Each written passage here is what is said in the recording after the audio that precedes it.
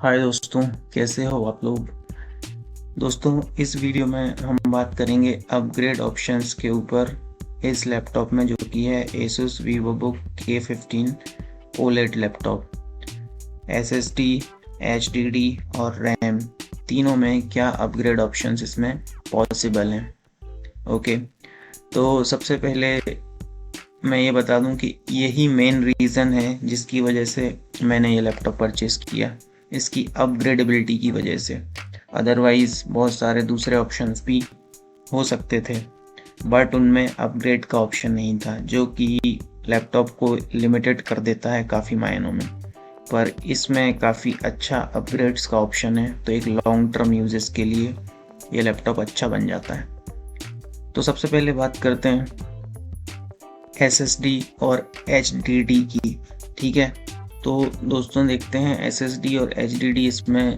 पहले तो देखते हैं लगी कौन सी है, तो चलो ट्राई करते हैं। सबसे पहले टास्क बार में जाते हैं एंड ये देखिए,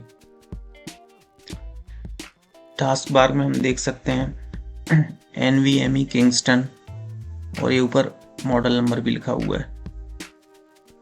तो आप चाहें तो इसकी कंप्लीट डिटेल निकाल सकते हैं। आपको यहाँ मॉडल नंबर भी, सीरियल नंबर भी दिया हुआ है। NVMe किंगस्टन की SSD लगी हुई है और ये कितने उसकी है, ये 250 GB की अप्रॉक्स SSD थी। अब आप क्या कर सकते हैं, इस SSD को निकाल के और एक 1 TB तक की SSD इसमें आप लगा सकते हैं। ठीक है, और इसमें कौन सा स्लॉट रहेगा, M2 स्लॉट रहेगा। ठीक है, ये कहलाता है M2 स्लॉट, जिसमें कि ये SSD लगी हुई है। तो उसको निकाल के आप 1 TB तक की SSD लगा सकते हैं। तो ये तो एक चीज़ हुई। अब बात करते हैं दूसरी चीज़। इसमें M2 स्लॉट के अलावा एक सेटा का स्लॉट और है एक्स्ट्रा HDD के लिए। सेटा का स्लॉट कहलाता है जिसमें स्टैंडर्ड 2.5 इंच की आप डिस्क लगा सकते हैं। ठीक है, तो इसमें दो तरीके से आप डिस्क लगा सकते हैं। एक तो कोई HDD लगा सकते हैं, या वो सेटा वाली SSD भी लगा सकते हैं। तो जैसी आपको इकोनॉमिकल पड़े, दोनों में थोड़ा सा अंतर तो होता है। SSD थोड़ी ज़्यादा फास्ट होती है, पर थोड़ी महंगी भी आती है, तो आप देख लीजिए। पर आपको ध्यान देना है, दो तरीके की आती हैं सेटा की। एक तो 3.5 इंच की भी आ जाती हैं और 2.5 इंच की आ जाती हैं। तो इसमें आपको 2.5 इंच वाली लगानी है। ठीक है, और ये आप 2 TB तक की लगा सकते हैं इसमें। Okay, HDD and alright. तो ये तो हो गया SSD और HDD के बारे में। अब दूसरी चीज़ बात करते हैं रैम। तो पहले तो देख लेते हैं यहीं पर, ये देखिए रैम, ये आपको दिख रही होगी। 8 GB की रैम इसमें इंस्टॉल है, ये आपको दिख रहा होगा। और ये देखिए फॉर्म फैक्टर है सोडियम, SODIMM, सॉरी सोडियम नहीं, एंड 32, ये दिख रहा है ना आपको, 3200 मेगाहर्ट्ज। ये इम्पोर्टेंट चीज़ है। तो आपको रैम अपग्रेड करते समय क्या क्या ध्यान देना है। एक तो उसकी स्पीड, जो कि आप यहाँ देख पा रहे हैं, सॉरी ये लिखी हुई है 3200 मेगाहर्ट्ज। एक तो स्पीड चेक करना है। दूसरी चीज़ चेक करना है कि ये जनरेशन कौन सी है, DDR3 है, DDR2 है। तो ये कहाँ से चेक करेंगे, इसके लिए आप ये की सॉफ्टवेयर इंस्टॉल कर लेना, CPU-Z, ये देख रहे हैं आप ये, और इसको करके मैं लिंक दे दूंगा कहाँ से इंस्टॉल करना है, और ये आपको बता देगा कि आपकी कौन सी जनरेशन की रैम है। और इसमें सिंपली आप जाइए मेमोरी पे, यहाँ देख पा रहे हैं आप, ये लिखा हुआ है DDR4। ठीक है, तो ये DDR4 रैम। ओके, तो DDR4 हो गई और 3200 मेगाहर्ट्ज स्पीड हो गई। ये इस तरीके की रैम आपको सर्च करनी है अपने अपग्रेड ऑप्शंस के लिए। ऑलराइट, नाउ रैम का हमें पता चल गया। अब दूसरा क्वेश्चन, ये तो हमने पता कर लिया कि कौन सी रैम, किस टाइप की रैम हमको अपग्रेड करनी है। अब मेन क्वेश्चन ये आता है कि भाई हमारा लैपटॉप मैक्सिमम कितनी रैम सपोर्ट कर सकता है। ये सबसे बड़ा क्वेश्चन है। कोई बोलेगा कि 32, कोई बोलेगा 16। तो सबसे पहला क्वेश्चन इसमें आता है कि आपके लैपटॉप में स्लॉट कितने हैं और उनमें से कितने स्लॉट जो है यूजर रिप्लेसेबल हैं। तो इस लैपटॉप में 2 स्लॉट हैं, जिसमें से एक स्लॉट जो है वो मदरबोर्ड पर सोल्डर्ड है, तो उसको आप छेड़खानी नहीं कर सकते। दूसरा स्लॉट है वो यूजर रिप्लेसेबल है, और दोनों स्लॉट में 4+4 ऐसे करके टोटल 8 GB मेमोरी है। तो एक जो 4 GB मदरबोर्ड पर सोल्डर्ड है वो तो फिक्स है, वो 4 ही रहेगी, उसको आप कुछ नहीं कर पाएंगे। लेकिन दूसरी स्लॉट में जो 4 GB लगी है, उस 4 GB को निकाल के आप दूसरी ज़्यादा GB वाली रैम लगा सकते हैं, और यही ऑप्शन हमारे पास अपग्रेड का है। तो अब अपने को पता करना है कि उस एक स्लॉट में मैक्सिमम कितने जीबी आप लगा सकते हैं। ये मेन क्वेश्चन है कि भाई 4 GB लगा सकते हैं, कि 8 GB लगा सकते हैं, कि 16 GB लगा सकते हैं। ओके, तो इसके लिए मैं आपको एक बिल्कुल सटीक तरीका बताता हूँ, आप कैसे पता लगा सकते हैं कि आपके लैपटॉप में पर स्लॉट, जितने भी स्लॉट हैं उनमें से पर स्लॉट, ईच स्लॉट में कितनी मैक्सिमम रैम सपोर्ट कर सकता है। तो इसको थोड़ा ध्यान से देखना है आपको।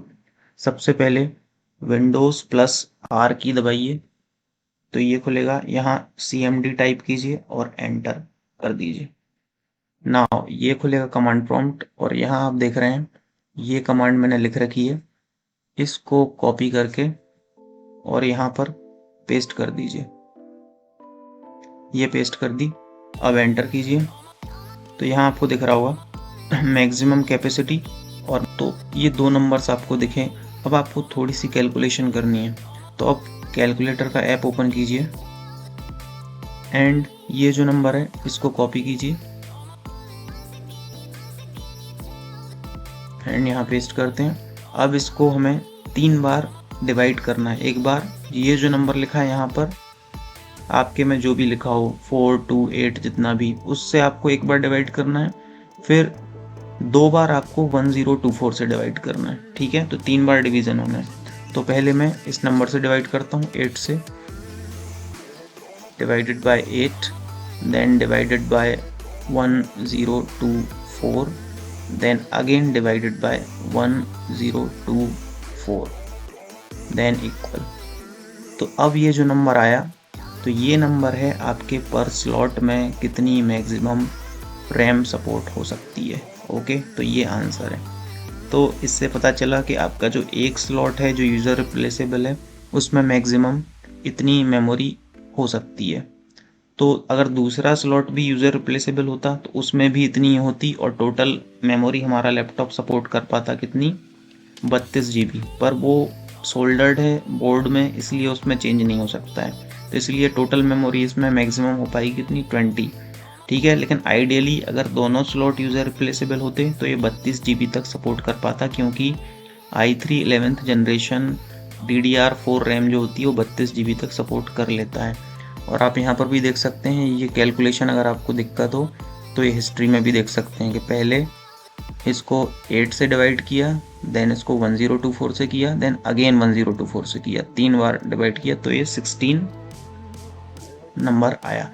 ओके, तो आपको क्या पता चला कि आप मैक्सिमम 16 GB तक इसमें रैम लगा सकते हैं, जो एक स्लॉट है।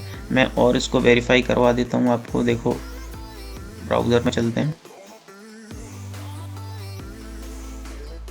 सर्च करिए maximum RAM supported by i3 processor. आपको ये जो पहली लिंक खुलेगी इसको ही ओपन कर लेना है।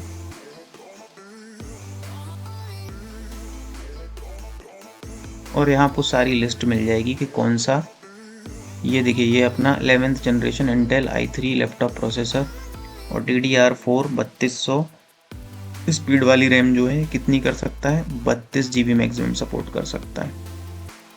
ओके, तो वही हमारी कैलकुलेशन भी बताती है कि पर स्लॉट 16 और 2 स्लॉट थे तो 32 हो सकती है, पर वो 1 स्लॉट सोल्ड आउट था इसलिए उसमें 4 फिक्स है। तो दोस्तों ये सब था, सारे आंसर्स आई होप आपको मिल गए होंगे कि कितनी रैम, कितनी एचडीडी और एसडीडी आप लगा सकते हैं। बाकी एक और फाइनल बहुत इम्पोर्टेंट पॉइंट कि अगर आपने लैपटॉप नया लिया है तो ये वारंटी में होगा, और वारंटी में होगा तो इसका मतलब ये है कि अगर आप खुद से लैपटॉप ओपन करके और ये इंस्टॉल करेंगे एचडीडी वगैरह तो आपकी वारंटी ख़त्म हो जाएगी, वॉइड हो जाएगी।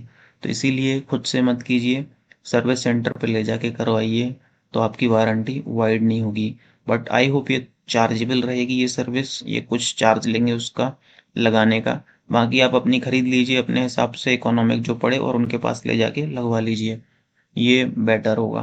क्योंकि वारंटी हम अभी वाइड नहीं करना चाहेंगे, हमारा नया लैपटॉप है। तो दोस्तों आई होप आपको सारे आंसर्स मिल गए होंगे। अभी भी अगर कोई क्वेश्चंस हैं अपग्रेड के बारे में तो प्लीज़ कमेंट करके मुझे बताओ, मैं मोस्टली रिप्लाई कर देता हूँ। बाकी वीडियो देखने के लिए थैंक यू। सब्सक्राइब करो, लाइक करो और कमेंट करो। मिलते हैं नेक्स्ट वीडियो में। Bye bye.